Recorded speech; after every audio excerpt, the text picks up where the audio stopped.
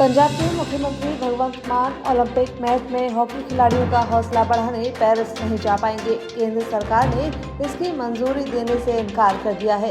भारतीय hockey team Australia को हराकर क्वार्टर फाइनल में पहुंच गई है और सीएम मान क्वार्टर फाइनल मैच देखने के लिए पेरिस जाना चाहते थे, लेकिन जानकारी के मुताबिक सुरक्षा कारणों का हवाला देकर केंद्र सरकार की ओर से उनके विजिट को मंजूरी नहीं दी गई है।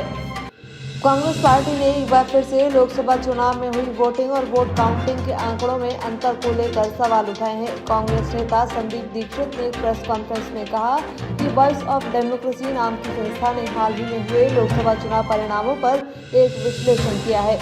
विश्लेषण के मुताबिक शुरुआती फेज में घोषित किए गए आंकड़ों और आखिरी फेज में फाइनल आंकड़ों में अंतर है। राष्ट्रीय स्तर पर कहे हुए आंकड़ों और आखिरी आंकड़ों में यदि 6% का अंतर है तो क्या ये नतीजे सही थे? चुनाव आयोग ने हर फेज से कई दिन बाद तक फाइनल आंकड़े दिए। ये तब है जब कहा जाता है कि ईवीएम से बेहतर कुछ नहीं है, ईवीएम से हर चीज पता चल जाती है। राजस्थान के पूर्व राज्यपाल कलराज मिश्र आज जयपुर से विदा हो गए। हवाई अड्डे पर मुख्यमंत्री भजनलाल शर्मा ने उन्हें पुष्पगुच्छ भेंट कर विदाई दी। उन्होंने मिश्र को स्वस्थ जीवन के लिए शुभकामनाएं दी। इस दौरान उप मुख्यमंत्री दिया कुमारी और डॉक्टर प्रेमचंद बैरवा तथा अन्य मंत्री और अधिकारी भी मौजूद रहे। बता दें, कलराज मिश्र ने 9 सितंबर 2019 को राजस्थान के राज्यपाल के रूप में शपथ ली थी। इससे पहले वो हिमाचल प्रदेश के राज्यपाल थे। दोनों राज्यों के राज्यपाल के रूप में उनका 5 साल का कार्यकाल 22 जुलाई को समाप्त हो गया था। मिश्र के स्थान पर अब हरिभाऊ कृष्णराव बागड़े को राजस्थान का नया राज्यपाल नियुक्त किया गया है। उन्होंने बुधवार को शपथ ली थी। मुख्यमंत्री भजनलाल शर्मा ने आज मुख्यमंत्री आवास पर देवासी समाज के प्रबुद्ध जनों से शिष्टाचार भेंट की। इस अवसर पर प्रदेश के विकासोन्मुख बजट 2024-25 में समाज के कल्याण के लिए समर्पित विभिन्न सौगातों के लिए देवासी समाज के प्रबुद्ध जनों ने प्रदेश सरकार का आभार जताया।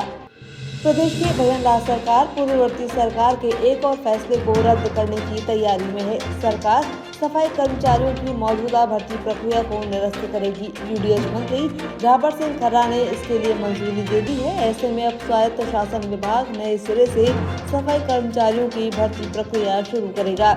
इसके लिए राज्य सरकार मौजूदा भर्ती नियमों में भी बदलाव करेगी। इसके लिए आवेदनकर्ताओं को निकायों में काम करने का अनुभव भी मान्य होगा। इसके बाद लॉटरी और प्रायोगिक परीक्षा के आधार पर अभ्यर्थियों का चयन किया जाएगा।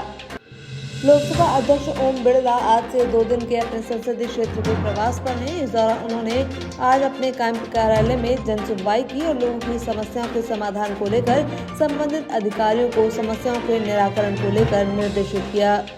मदन राठौड़ ने राजस्थान भाजपा के प्रदेश अध्यक्ष के रूप में पदभार ग्रहण कर लिया है।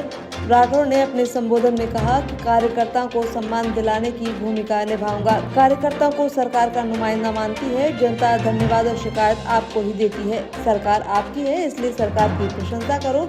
हम सुनेंगे, आपकी बात करके आपके सेतु का काम करेंगे।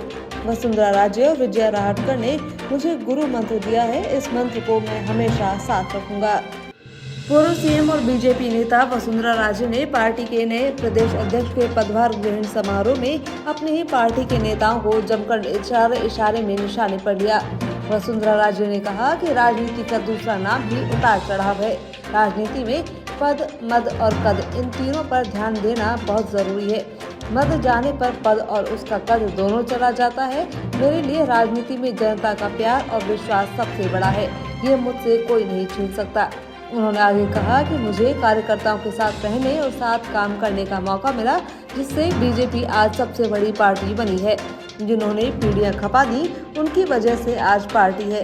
राजे ने कहा कि प्रदेश अध्यक्ष के रूप में मदन राठौड़ पर सबको साथ लेकर चलने की जिम्मेदारी है, लेकिन इससे पहले इस काम में कई लोग फेल भी हुए थे।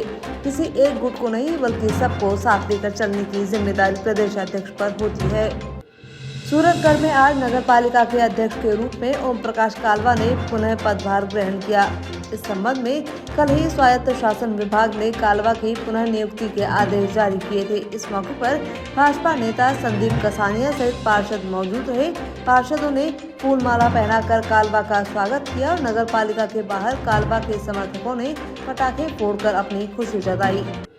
भारतीय तीरंदाज दीपिका कुमारी पेरिस ओलंपिक में आर्चरी की विमेंस इंडिविजुअल कैटेगरी के क्वार्टर फाइनल में पहुंच गई हैं। उन्होंने जर्मनी की मिशेल क्रोपेन को 6-4 से हराया। इससे पहले भारत को 2 मेडल दिला चुकी स्टार शूटर मनु भाकर तीसरा मेडल जीतने से चूक गई।